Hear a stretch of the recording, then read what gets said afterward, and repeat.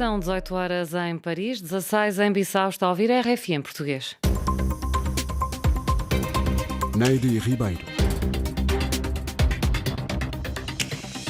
Na Guiné-Bissau, a residência do analista político e membro do PRS, François Dias, foi atacada por homens armados esta madrugada. Em entrevista à RFI, François Dias afirma que o ataque resulta das declarações que fez na comunicação social sobre o processo eleitoral e aponta o dedo ao chefe de Estado.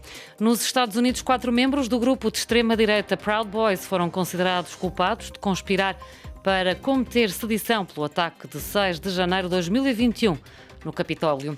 Estes são alguns dos assuntos que vamos desenvolver no controle técnico desta emissão. Está Dusko Sekulic e o jornal começa agora.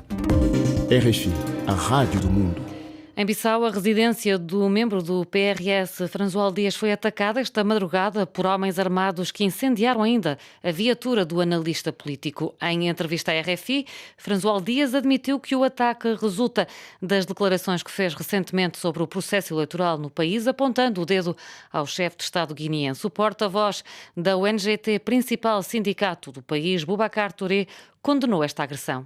Condenamos com toda a veemência este ato criminoso contra um cidadão comum, um dirigente político e, acima de tudo, um membro do Conselho de Estado. Este ato vem juntar a tantos outros atos que aconteceram neste país, em que o cidadão comum, uma voz discordante do dirigente político ou da sociedade civil, é atacada na sua residência ou nas ruas, sem que houvesse nenhuma ação de investigação da parte das autoridades judiciárias e também das forças de segurança. E por isso nós responsabilizamos o Estado da Guiné-Bissau por mais deste ato criminoso e bárbaro e exigimos que os autores fossem perseguidos e traduzidos à justiça.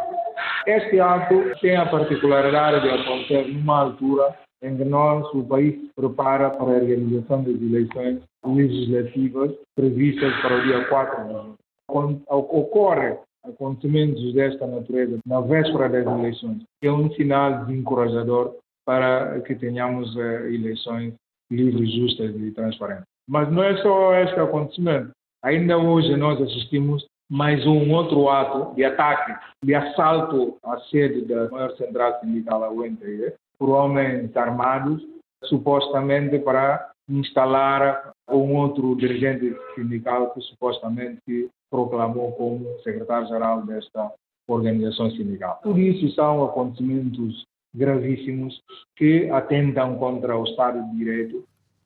Desde quarta-feira, a sede do principal sindicato da Guiné-Bissau, o NTG, tem os acessos vedados e esta tarde as fechaduras do escritório do secretário-geral do sindicato foram mudadas, afirmou a RFI Júlio Mendonça, dirigente do sindicato.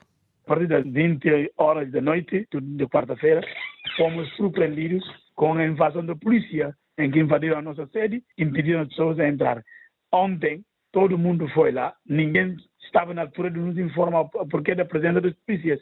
Infelizmente, na mesma quarta-feira à noite, recebi um chamado do presidente, em que demonstrou a preocupação face à situação que está a passar na nossa central. Eu tive o tempo de explicar-lhe tudo. E deu-nos garantia de que não ia permitir a desordem. Infelizmente, a desordem aconteceu hoje, porque ontem à tarde soubemos que, através do Ministério do Interior, violaram a porta principal da nossa sede. Hoje, combinaram o ataque, violaram o meu gabinete e mudaram as fechaduras e entregaram o candidato fabricado por eles, obviamente, e que é o Labiano Pereira Costa, e entregaram-nos a chave. Então, nós fomos expulsos, já não temos como ter acesso à nossa sede. Então, isso está claro que é um trabalho maquiavélico feito pelo Executivo de silenciar, aniquilar por completo a liberdade sindical na Guiné-Bissau. Ambas as entrevistas que acabamos de ouvir foram realizadas por Liliana Henriques. Ainda sobre a Guiné-Bissau, representantes das 3 confissões religiosas pediram aos guineenses para preservarem a tolerância e a paz no país durante a campanha eleitoral que começa no próximo dia 13. A reportagem é de Moussa Baldé.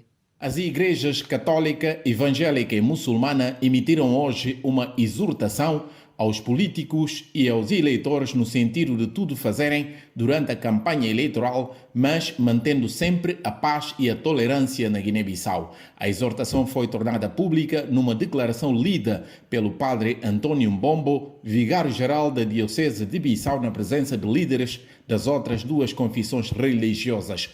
Num outro registro, um grupo de jovens criou um movimento para fazer frente ao fenômeno de tribalismo e religião na política guineense. O porta-voz do movimento disse ser preocupante o nível de promiscuidade entre a religião e a política, agravada ainda pela divisão étnica patrocinada por políticos. Mama Saliu Baldé deu como exemplo a forma como os partidos colocam os candidatos a deputados, tendo como princípio básico a pertença étnica, religiosa e regional dos candidatos. Moussa Baldé-Bissau, RFI. Em Moçambique, o MDM, terceira força parlamentar, anunciou que vai apresentar um processo contra os mandantes de uma alegada detenção ilegal de militantes que acompanhavam o recenseamento eleitoral para as eleições autárquicas previstas para outubro. As plataformas de observação eleitoral em Moçambique têm relatado diversos incidentes e um clima de desconfiança entre os partidos nas 2 primeiras semanas do recenseamento eleitoral, que decorre até 3 de junho. O governo são-tomense lamentou hoje a morte do cantor João Seria, ocorrida esta quinta-feira, reconhecendo a figura proeminente, emblemática, incansável e ímpar na cultura musical do arquipélago. A reportagem é de Maximino Carlos. O país ainda continua a verter lágrimas pelo passamento físico de João Seria. O general João Seria. O presidente da República, Carlos Villanova, também lamentou a morte de João Seria. Eu espero que o seu legado não se perca, que ao nível das instituições do Estado se possa fazer prevalecer e, ao mesmo tempo, que de alguma maneira se encontre formas de dar sequência e perenizar aquilo que foi o João Seria. O governo, ainda na sua mensagem, refere que as músicas cantadas em língua nacional por João Seria servem de um autêntico veículo cultural para preservar, engrandecer e promover maravilhas das ilhas. Maximino Carlos, São Tomé, RFI.